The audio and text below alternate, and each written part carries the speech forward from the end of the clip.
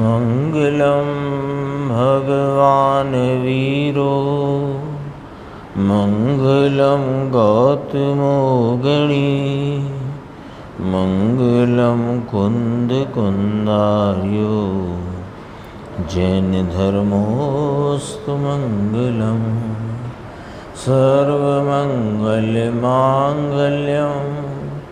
सर्वकल्याणकारकं प्रधानं सर्वधर्माणां जैनं जयतु शासनम्। मैं नमो तीर्थनायक को नमो ओंकार वाणी को नमो उन कुंद प्रभु को जिन्होंने ओंकार धारण की। अहो उपकार जिनवर का कुंद का दिव्य वाणी का जिन कुंद ध्वनि दाता उनका हान स्वामी का। चिदानंदिक रूपाए जिनाए परमात्मने परमात्म प्रकाशाय नित्यं सिद्धात्मने नमः। आचार्य योगेंद्र देव कृत परमात्म प्रकाश नाम का ये ग्रंथ है और इस पर कल जो गुरुदेव श्री के व्याख्यान में 75वीं गाथा की चर्चा चली और उसके उपरांत 76वीं गाथा आज अपन ने प्रारंभ हुई थी। 75 की चर्चा आज भी चली।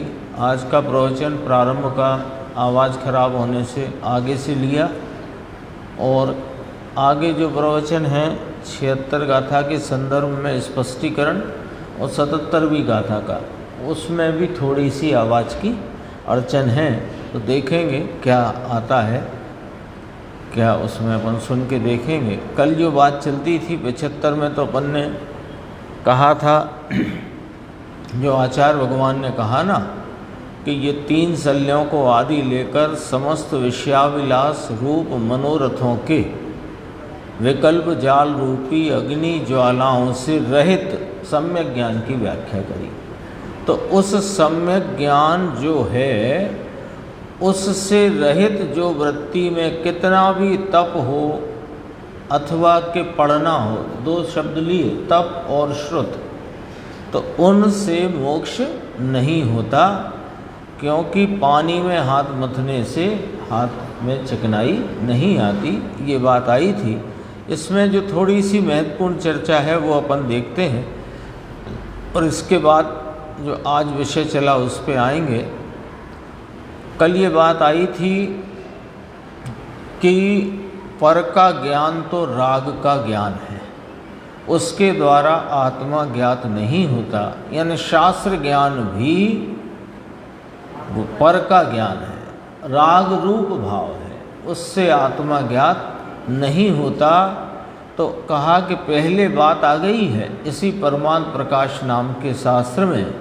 ये बात आचार्य परमात्मा ने कही कि दिव्य ध्वनि से भी आत्मा ज्ञात हो ऐसा नहीं है। ये पहले ही कड़ी आ गई है। भगवान साक्षात 3 लोक के नाथ जिनेश्वर देव, जिन्हें इच्छा बिना ओम ध्वनि निकले, ओमकार ध्वनि, तो ओम करके ऐसी आवाज़ ओमकार ध्वनि, तो उसका पद आता है ना, ओमकार ध्वनि सुनि अर्थ गणधर विचारें रच आगम उपदेश भविक जीव संशय निवारे, ऐसा आता है ना, पद आता है। तो प्रश्न किया कि देखो साहब, इसमें तो कहा ना भविक जीव संशय निवारे, आप तो कहते हो कि योगेंद्र देव जी ने, आचार्य भगवान ने इस शास्त्र में पहले ही कहा कि दिव्य ध्वनि से आत्मा ज्ञात नहीं होता, और इसमें तो आया कि ओमकार ध्वनि सुनि अर्थ गणधर विचारें और रच आगम उपदेश भविक जीव संशय निवारे। लिखा है इसमें, आप कह रहे हो नहीं होता, तो कहा कि परंतु वह संशय वह स्वयं निवारे, वो अपने संशय का स्वयं निवारण करे, तो फिर इस ओंकार ध्वनि को आगम के उपदेश को निमित्त कहा जाता है। निमित्त कार्य कर सकता नहीं वहाँ पर। निमित्त तो उसे कहते हैं कि पर का कार्य करे नहीं और उपस्थिति हो, बस इसका नाम निमित्त है ना। जैसे कुम्हार का निमित्त घड़े की उत्पत्ति, घड़े के बनने में कुम्हार का निमित्त कहा, तो कुम्हार घड़े का कार्य नहीं करता।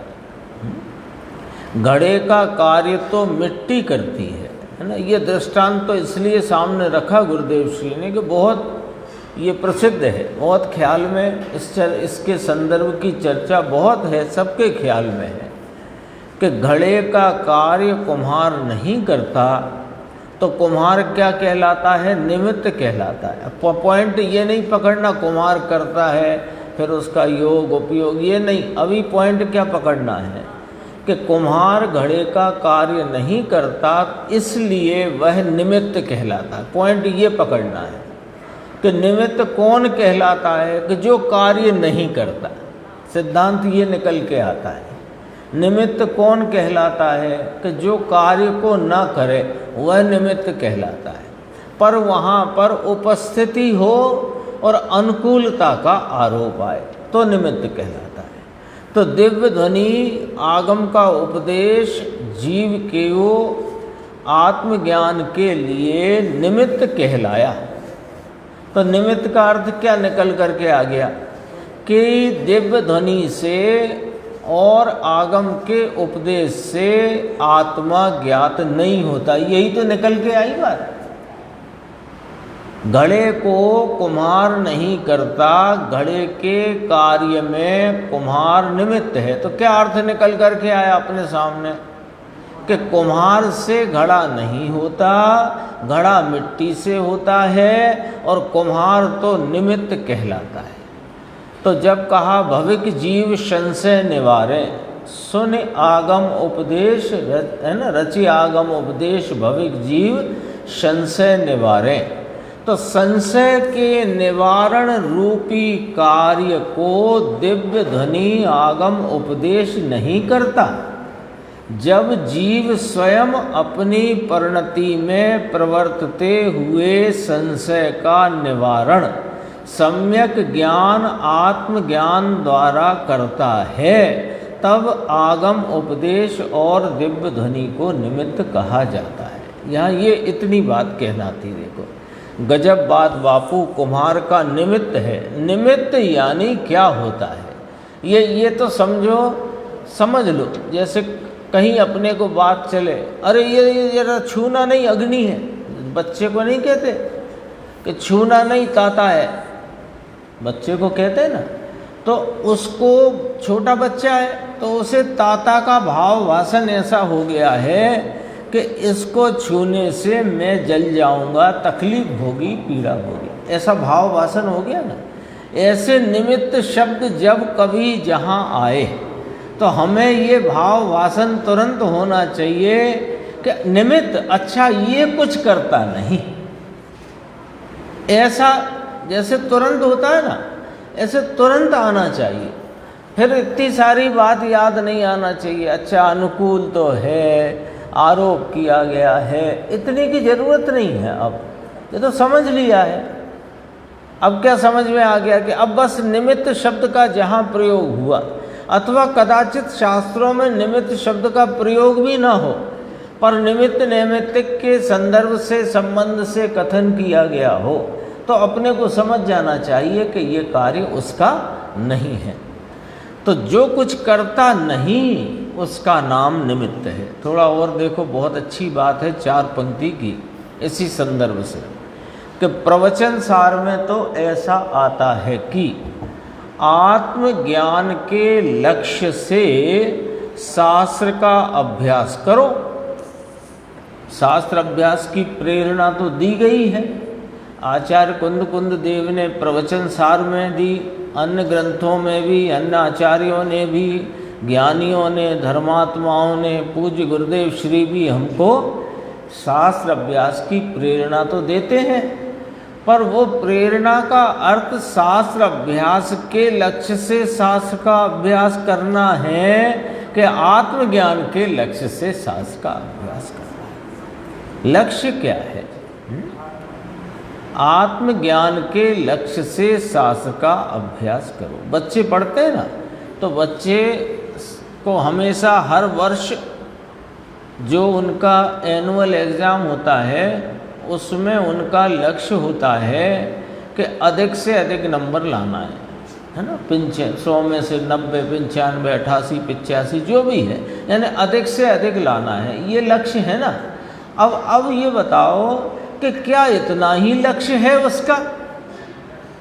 वो प्रतिवर्ष पढ़ता जा रहा है, 9, 10th, 11th, 12th, कॉलेज, फिर प्रोफेशनल डिग्री, फिर मास्टर डिग्री, ये जो पढ़ता जा रहा है और उसमें अच्छे अंक लाने का प्रयास कर रहा है, तो क्या अंक लाने के लिए कर रहा है कि अपने जीवन में उस प्रकार की पढ़ाई से उस प्रकार के ज्ञान को अर्जित करके अपने जीवन संबंधी आजीविका आदि के विशिष्ट उपायों के लिए कर रहा है कि सिर्फ नंबर लाना उद्देश्य है उसका? यदि ऐसा हो तो वो बच्चा पढ़ नहीं सकता, नंबर ही लाएगा, फिर तो टीप टाप के कुछ भी करके उसे तो नंबर ही चाहिए ना बस। कुछ भी लिखे आया, कुछ भी पढ़ा लिखा नहीं, और बाद में इधर उधर से कोई दूसरी सेटिंग करके नंबर, क्यों? नंबर आने चाहिए बस। तो वो बच्चा पढ़ सकता है और अपने जीवन में क्या सफल हो सकता है? कौन सफल होगा? कि जो सफलता के लिए पढ़ता है, नंबर के लिए नहीं।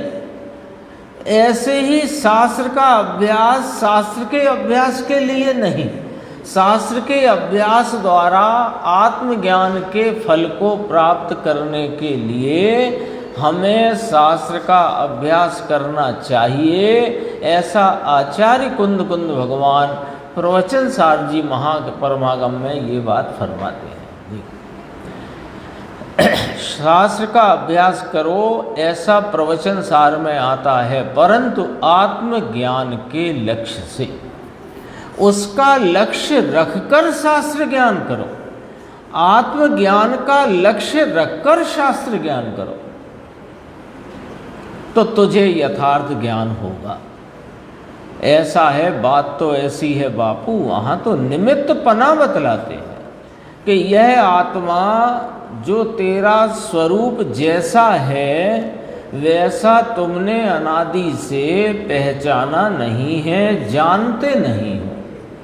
तो जिनवाणी जिनागम शास्त्र उस वस्तु के स्वरूप को बताते हैं कि हे जीव, तेरा यथार्थ वास्तविक स्वरूप इस प्रकार है।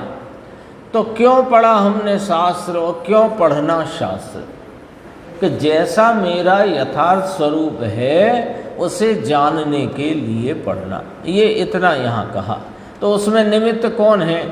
कि वे सर्वज्ञ की परंपरा में आए हुए जिनवाणी शास्त्र और उसके स्पष्टीकरण, वे सब उसमें निमित्त हैं। उसका यहाँ तो निमित्त है। और अब और सुनो, उसका जो ज्ञान, शास्त्र का जो ज्ञान, वह तो दुख रूप है।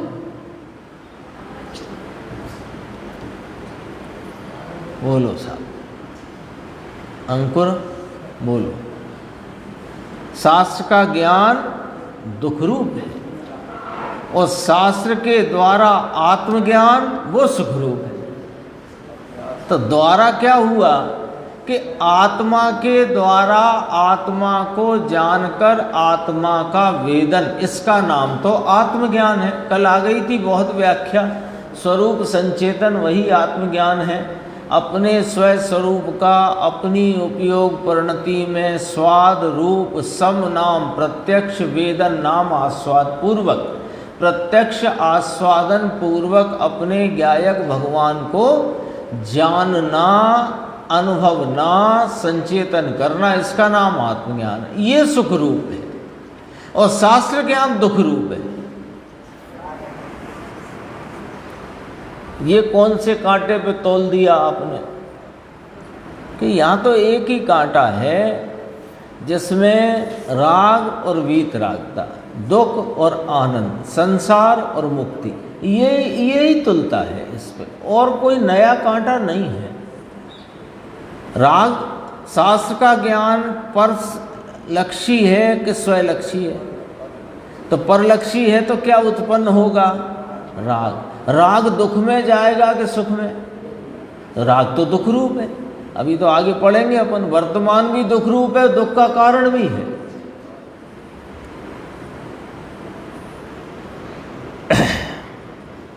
शास्त्र का ज्ञान जो कि निमित्त है, उसका जो ज्ञान वह दुख रूप है, यह सिद्ध करते हैं। देखो बातें बहुत गंभीर गंभीर आती है। ये कल का व्याख्यान था, आज के व्याख्यान में कुछ अपन ने सुना नहीं, उसमें से बात करते हैं। देखो 23 मिनट छोड़ के चली थी ना व्याख्या, गुरुदेव का अपन जो प्रवचन सुनते थे। देखो, वर्तमान दुख का कारण और भविष्य में भी दुख का कारण कौन?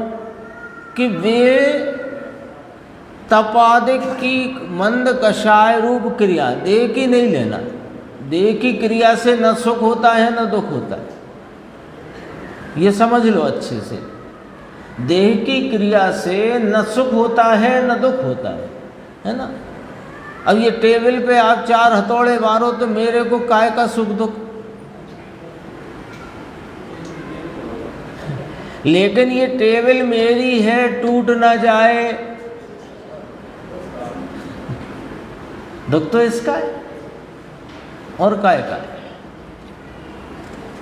अभी सब उठ के एक एक हथौड़ा मारो तो जिसको इस टेबल में ममत्व है वो दुखी होगा, टेबल भी दुखी नहीं होगी, मारने वाला भी दुखी नहीं, देखने वाला भी दुखी नहीं। दुखी कौन हुआ? कि दुखी तो वो हुआ जिसने इस टेबल में मेरापना करा है। समझ में आई ना बात? तो दुख के लिए देह की क्रिया न दुख रूपता का कारण है न सुख रूपता का, वो तो पर पदार्थ, अन्य पदार्थ, भिन्न पदार्थ है। अब दुख का कारण कौन? कि परिणति में होता हुआ जो पराश्रित ज्ञान में उपजा हुआ राग। बराबर समझना, यहाँ बात कौन सी लेना है।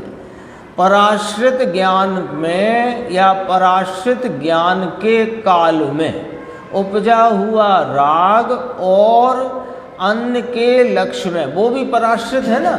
दया दान भक्ति पूजा का परिणाम पराश्रित है कि स्वाश्रित है? पराश्रित है। तो उस पराश्रित भाव में के काल में उपजा हुआ राग का भाव दो तरह से लेना। शास्त्र का ज्ञान भी पराश्रित में गया और दया दान व्रत पूजा भक्ति का परिणाम भी पराश्रित में गया। वे पर हैं और उपयोग उनका आश्रय लेता है तो उसका नाम पराश्रित भाव हुआ, पराश्रय का भाव हुआ। और वहाँ उस काल में क्या उपजा जीव की परिणति में? कि राग द्वेष का परिणाम।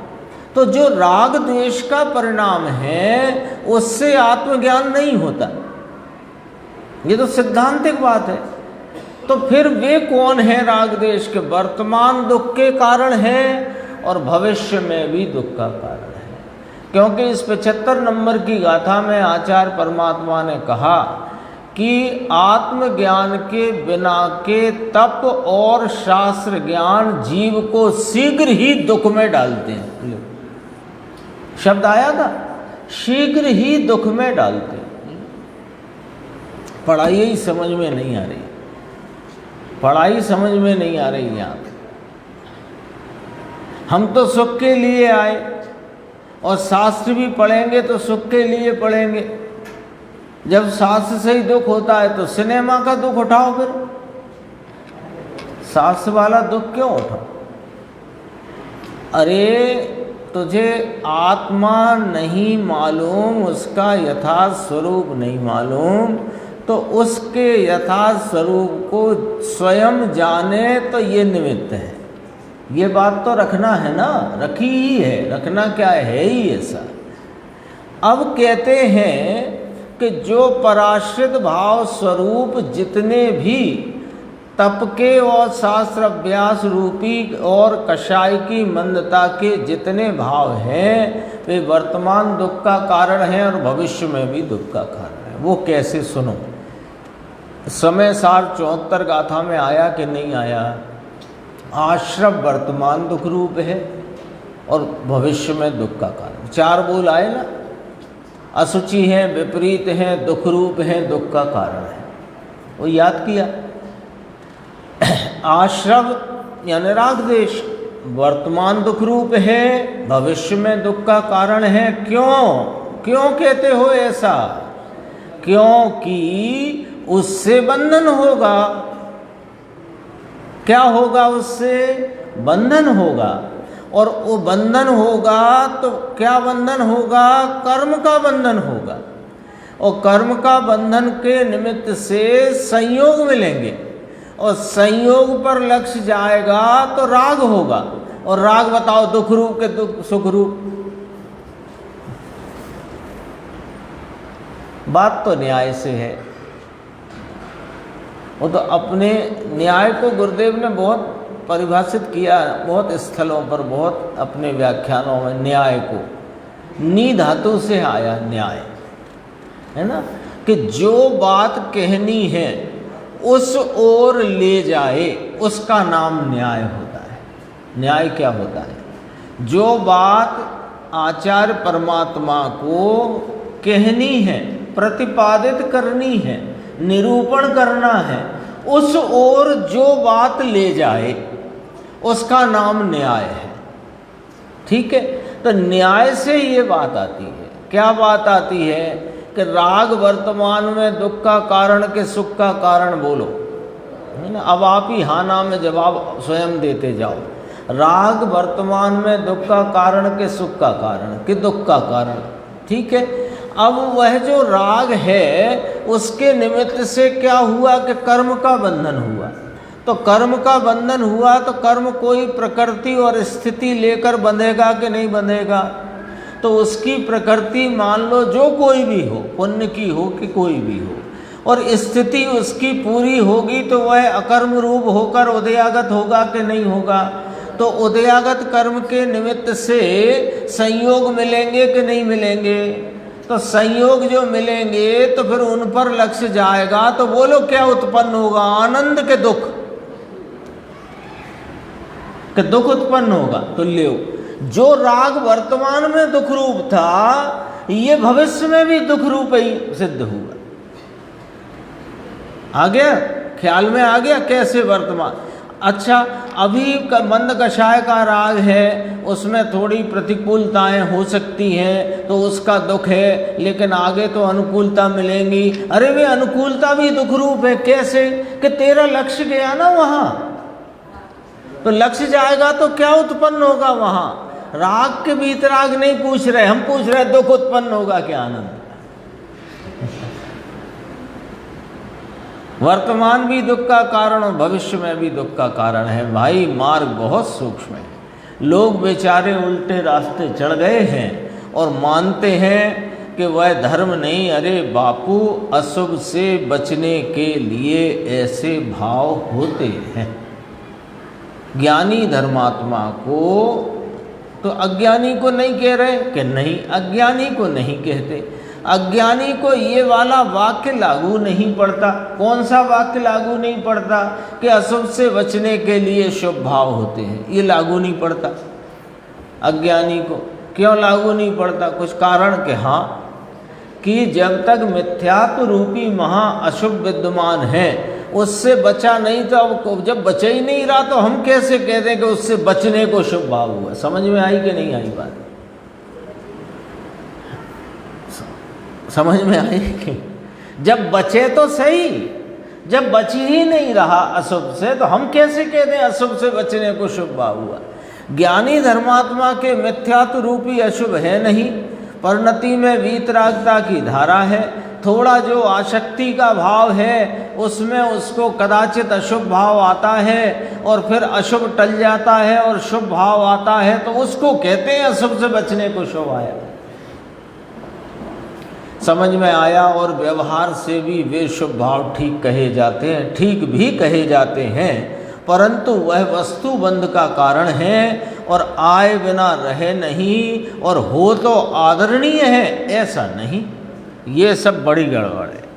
आदरणीय बिल्कुल नहीं, तप का परिणाम, उपवास का परिणाम है ना, दया दान भक्ति का परिणाम। आता तो है, होता तो है, व्यवहार से ठीक भी कहा जाता है, लेकिन आदरणीय किसी रीति से नहीं कहा जाता। ले पॉइंट पकड़ो, आदरणीय किसी रीति से नहीं कहा जाता। ठीक कहा अशुभ की अपेक्षा, बस इतना सा उसमें ठीक कहने के पीछे का लॉजिक है।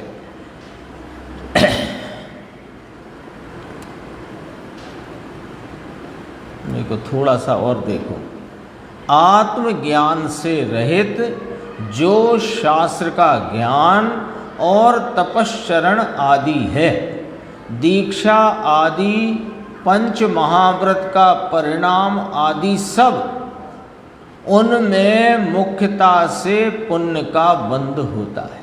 अभी तो अपन ने जो पीछे पैराग्राफ पढ़ा उसमें जो बात आ गई थोड़ी ख्याल कर लो निर्देश भाई। क्या बात आ गई कि दिव्य ध्वनि से आत्मज्ञान नहीं होता, ये वाली बात आ चुकी। प्रवचन सार में शास्त्र ज्ञान की प्रेरणा दी, वह आत्म ज्ञान और आत्मा के लक्ष्य से, शुद्धात्मा के लक्ष्य से शास्त्र ज्ञान की प्रेरणा दी है। शास्त्र ज्ञान के लिए शास्त्र ज्ञान मत करना, ऐसा वहाँ पर निरूपण किया। फिर बात कही कि ये जो रागादि भाव हैं, जो कषाय की मंदता रूप जो रागादि भाव हैं, जिनके द्वारा यह जीव उनके निमित्त से कर्म बंधन आदि होते हैं, वे सभी रागादि भाव वर्तमान में भी दुख रूप हैं और भविष्य में दुख का कारण है। इतनी बात आ गई, ठीक है ना। तो अब इसमें क्या बात आई थी कि जो रागादि परिणाम हैं, जो पराश्रित रूप वर्तते उपयोग के काल में, जो जीव की परिणति में रागादि उत्पन्न होते हैं, उनके निमित्त से बंध होता है। इतना स्पष्ट हो गया था ना। अब यहाँ कहते हैं कि कदाचित जीव को, आत्मज्ञान से रहित जीव को मंद कषाय की मंदता के भाव हैं, तो उनमें वह शास्त्र का ज्ञान और तपश्चरण आदि करता है, पंच महाव्रत परिणाम हैं आदि सब लिया ना। देखो दोबारा, आत्मज्ञान से रहित अज्ञानी मिथ्या दृष्टि, ठीक है, उसके जो शास्त्र का ज्ञान और जो कुछ भी तपश्चरण आदि, तो दीक्षा आदि यानी सबसे टॉप क्लास के बता दिए, तो अंदर उसमें सभी समा जाएंगे, ठीक है। पंच महाव्रत परिणाम आदि सब, उनमें मुख्यता से पुण्य का बंध होता है। अभी देखो ये क्या कहना है, थोड़ी सी बात बारीक है, समझना। मुख्यता से पुण्य का बंध होता है। अज्ञानी मिथ्या दृष्टि जीव, उसको घाती कर्म जो कि पाप रूप है, उसका तो बंध चल ही रहा है। घाती कर्म पाप रूप ही है ना, सब प्रकृतियां उसकी, तो उसका तो बंध चल ही रहा है। लेकिन इसके अघाती में पुण्य प्रकृतियों का बंध होता है, उसकी मुख्यता ली अज्ञानी को, क्योंकि 9वें ग्रेवेक तक चला जाता है ना। अज्ञानी मिथ्या दृष्टि, जिसके मिथ्यात्व का आश्रम चल रहा है, जिसके महापाप का पोटला साथ में है, लेकिन कषाय की इतनी मंदता है, लेस्याओं में इतना शुभपना है ना, शुक्ल लेस्या का परिणाम है कि उसके निमित्त से वो घाती कर्म नहीं रुके बंधना, वो तो चल ही रहे हैं, लेकिन जो साथ में अघाती का बंध है वो मुख्यता से पुण्य का बंध होता है, नहीं तो 9वें ग्रह पे कैसे गए। आई बात ख्याल में। यहाँ थोड़ी उसकी चर्चा, बात तो अपन ने बहुत सुनी है कि शुक्ल लेस्या का ऐसा परिणाम मुनिवृद्धार अनंत बार ग्रेवे को उपजायो, शुक्ल लेस्या का ऐसा परिणाम कि यहाँ चीरा लगाओ और नमक मिर्ची छिड़क दो तो आँख की कोर लाल ना हो, इतनी कषाय की मंदता, सब सुना हुआ है, वो तो मैंने स्मरण करा दिया जरा। तो लेकिन वो है क्या, उसका अंदर में क्या मामला कैसे फिट हो रहा है, वो वाली बात है। देखो समझो, पाठ में ऐसा है कि मुख्यता से पुण्यबंध है, गौण रूप से ऐसे शुभ भाव में रस पड़ा हो, तीव्रता से अधिक पड़ता है, फिर अघाती का पुण्य का काम हो गया, यानी उसको गौण रूप से, अभी देखो शुभ भाव को गौण रूप लिया, मिथ्यात्व को मुख्य लिया, तो उसमें घाती कर्म का बंध तो चालू ही है और वो शुभ भाव है। और वहाँ फिर कहा कि अघाती का पुण्य, अघाती में पुण्य प्रकृति बन गई उसको, किससे, कषाय की मंदता से, अब उसको मुख्य ले लिया। जब घाती कर्म के बंध की बात करी तो मिथ्यात्व को मुख्य लिया, शुभ भाव को गौण किया, और अघाती के बंध की बात करी तो वहाँ शुभ भाव की मुख्यता कह दी, है ना। अब समझना जरा, गुरुदेव संक्षेप लिया पर बात गंभीर कही। शुभ भाव हो तो घाती कर्म का रस भी कुछ कम पड़ता है तो मिथ्यात्व के कारण घाती कर्मों में बंध तो है, लेकिन इधर परिणति में लेस्याएं शुभ हैं, है ना, तो शुभ लेस्याओं से, कषाय की मंदता से, शुभ भावों से उसके जो घाती कर्म की प्रकृतियों में बंध चल रहा है उसमें रस कुछ कम पड़ता है, उसमें अनुभाग ढीला पड़ता है, हीना पड़ता है, अभाव नहीं होता, लेकिन न्यूनाधिक कम ज्यादा वह तो कर्म की जाति है। अनुभाग में कम ज्यादा पना, स्थिति का अधिक छोटा पना, ये तो उस कर्म की जातिगत व्यवस्था, उसकी तो स्वभाव रूप ऐसी। कर्म कहते ही कर्म में 4 प्रकार पड़ते हैं ना, प्रकृति, प्रदेश, स्थिति, अनुभाग। तो स्थिति और अनुभाग में मंदता, अधिकता, ये सब उसकी जाति है, उसका स्वभाव है। फिर यहाँ जो अज्ञानी के शास्त्र का ज्ञान और तपश्चरण आदि को मुख्य वृत्तिया शब्द से यहाँ बताया, कौन का, आत्मज्ञान से रहित अज्ञानी का शास्त्र ज्ञान और तपश्चरण आदि क्रिया, क्रिया नाम विकल्प क्रिया है, शरीर क्रिया नहीं, विकल्प क्रिया, उसे यहाँ मुख्य वृत्तिया कहा। गौण रूप से उसे अघाती में रस कम होता है, वो घाती में रस कम पड़ता है, ये बोल दिया अघाती, यानी घाती में रस कम पड़ता, ऊपर कहा था ना, उसी को जोड़ा है। वो कोई वस्तु नहीं है, उसमें कोई दम नहीं है, वस्तु नहीं है माने उसमें कोई दम नहीं। और शुभ भाव में कुछ उत्कृष्ट रूप से हो, शुभ भाव भी कौन की बात चल रही है, अज्ञानी की, आत्मज्ञान से रहित मिथ्या दृष्टि की, जो शास्त्र ज्ञान और तपश्चरण आदि कषाय की मंदता की क्रिया में चल रहा है, उसकी बात चल रही। उसके कोई उत्कृष्ट शुभ भाव हो तो अशुभ कर्म की थोड़ी निर्जरा भी कही। यानी गुरुदेव ने ये 5-8 लाइन में बहुत सारा माल यहाँ पर सामने सैद्धांतिक बातें सब रख दी। घाती में रस कम हो गया है, लेकिन कोई अभाव फवाव हो जाता है, उसमें ऐसी कोई दम नहीं, ये ध्यान रखना। क्योंकि ये चर्चा का फायदा क्या, ये चर्चा क्यों रखी यहाँ पर गुरुदेव श्री ने, कि जो शुभ भावों की महत्ता में हम बह जाते हैं, उन शुभ भावों की वास्तविक औकात क्या है वो बताने के लिए, उसकी वास्तविकता का तथ्य क्या है ये बताने के लिए हमारे सामने ये सब बातें रखी कि हाँ ठीक है, शास्त्र में लिखा है कि शुभ भाव वाले को, कषाय की मंदता वाले को, आत्मज्ञान से रहित है, उसको घाती में भी कुछ रस कम पड़ जाए, लेकिन उससे कोई उसका मोक्ष का मार्ग खुल जाएगा या सरल हो जाएगा, ऐसा कुछ भी नहीं। ये सब बात इसलिए रखी।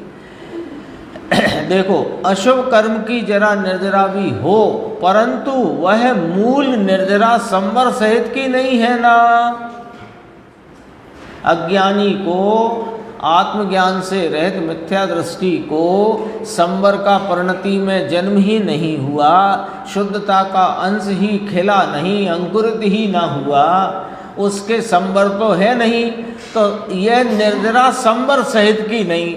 और आगम में निर्जरा किसको कहा कि संवर सहित संवर पूर्वक निर्जरा को निर्जरा कहा है, जो मोक्ष मार्ग रूप है और जिसका फल मोक्ष है। बोलो, निर्जरा से मोक्ष होता है? हाँ, बराबर होता है। ऐसा आता है ना, निर्जरा से मोक्ष होगा, होगा क्यों नहीं होगा, होता ही है। लेकिन निर्जरा माने क्या? संवर बिना की निर्जरा को निर्जरा नहीं कहते।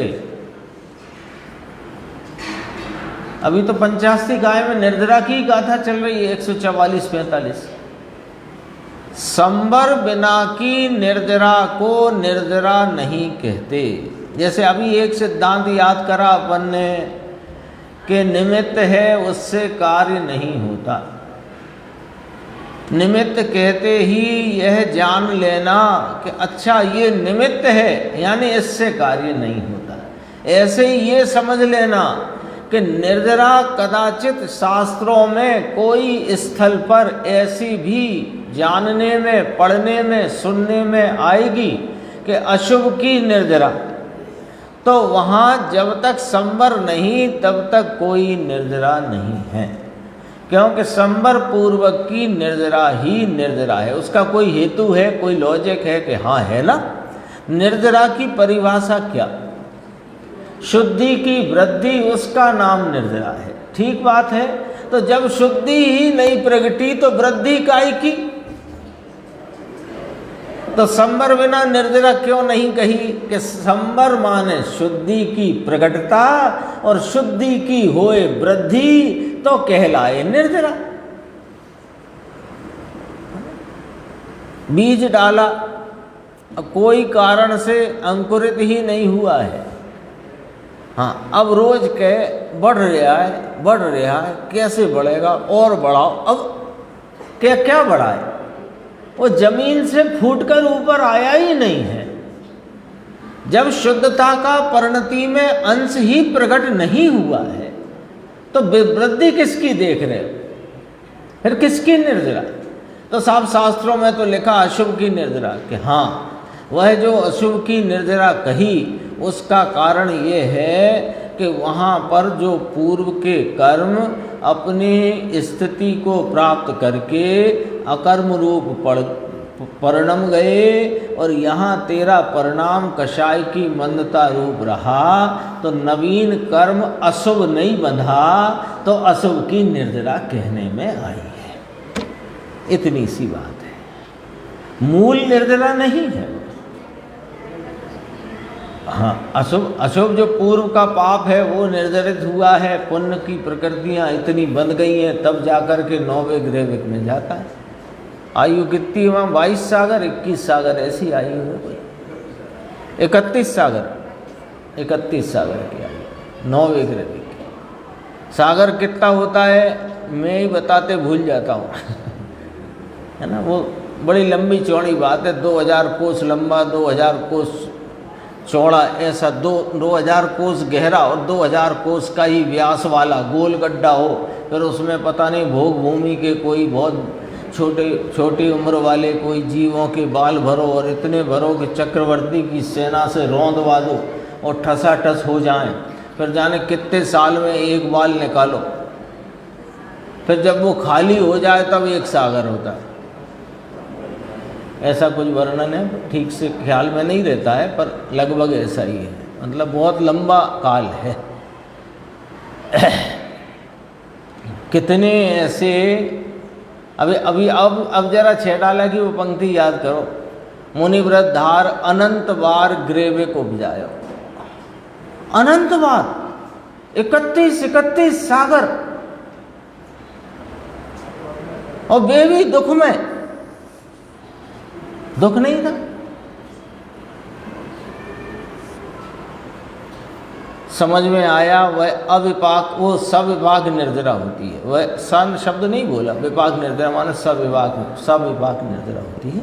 मुख्य वृत्तियाँ कह करके यह डाला है।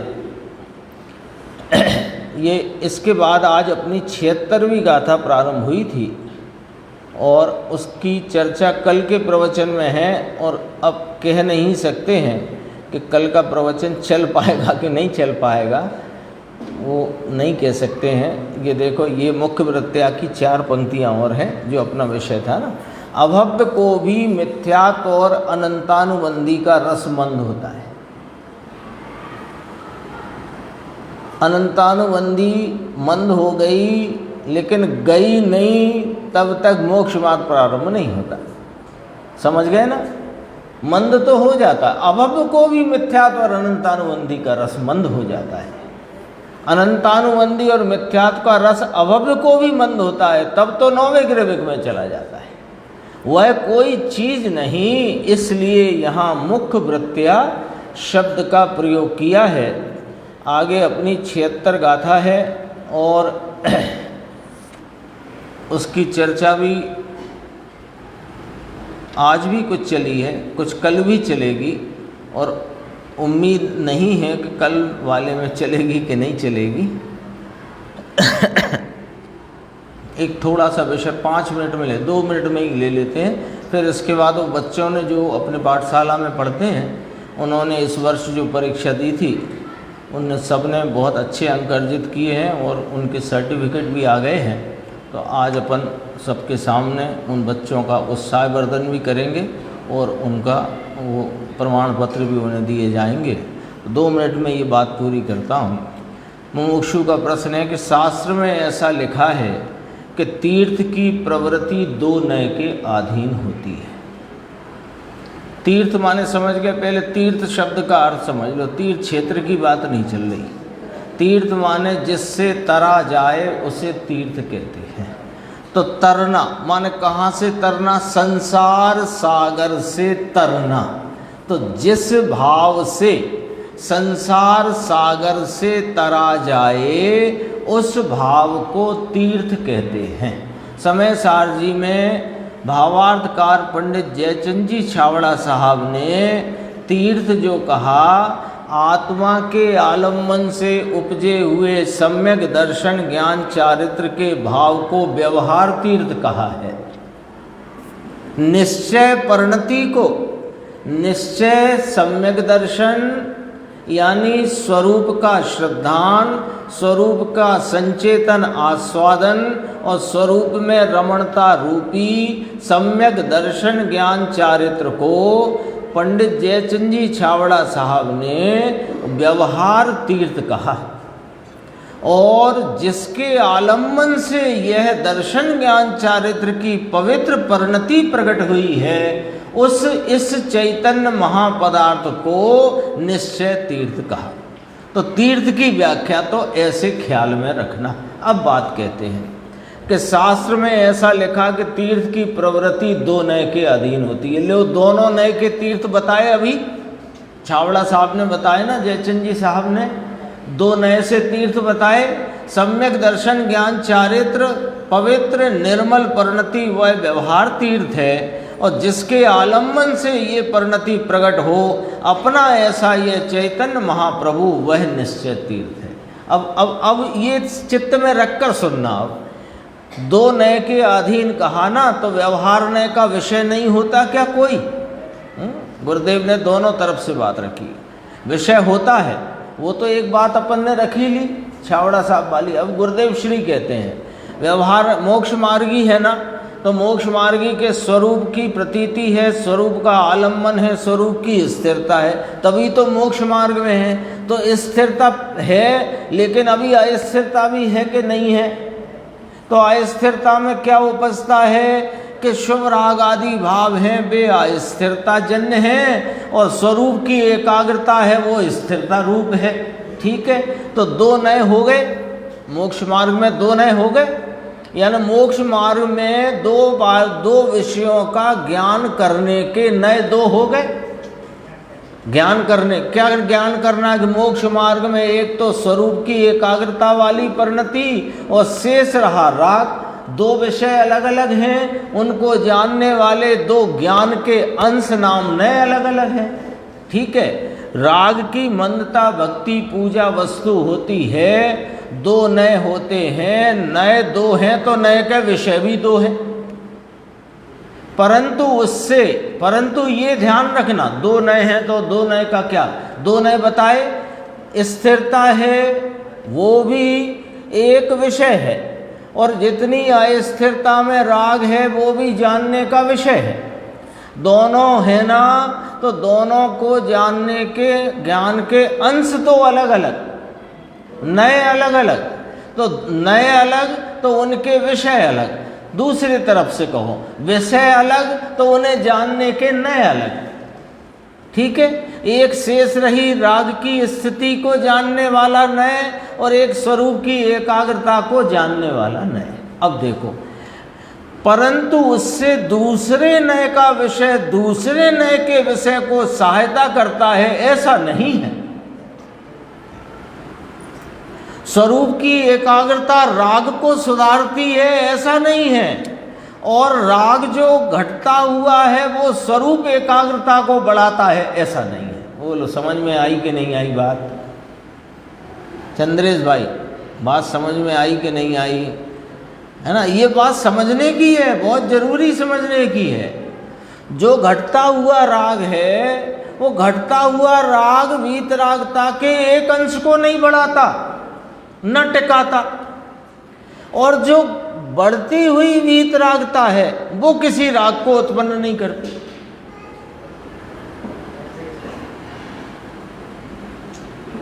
समझ में आ रही कि नहीं आ रही बात? हमें क्या लगता है कि ये छठवें गुण स्थान में जो योग राग है 5 महाव्रत आदि का, इससे शुद्ध उपयोग को सहायता मिलती है, कि एकदम गलत बात है।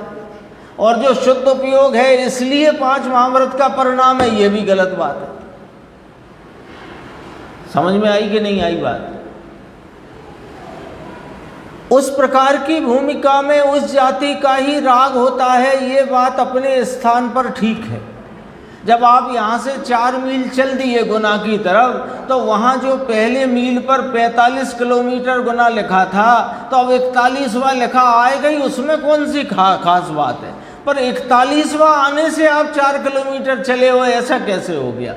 आप 4 किलोमीटर चले हो ये अलग बात है, और वहाँ 41 लिखा होना अलग बात है। ख्याल में आई ना बात? इतनी बात है। व्यवहार नय का विषय तो बंध का कारण है, निश्चय नय का विषय तो अवंध स्वरूप भगवान के परिणाम अवंध है। दोनों हैं सही, हैं सही माने होते हैं। द्रव्य और पर्याय दोनों निश्चय और व्यवहार है। द्रव्य स्वयं निश्चय है और पर्याय स्वयं व्यवहार है। ये वो छावड़ा जी वाली चर्चा आ गई। व्यवहार नहीं है ऐसा है क्या? परंतु पर्याय के आश्रय से लाभ होता है, ऐसा नहीं है। अरे उसे खसक गया।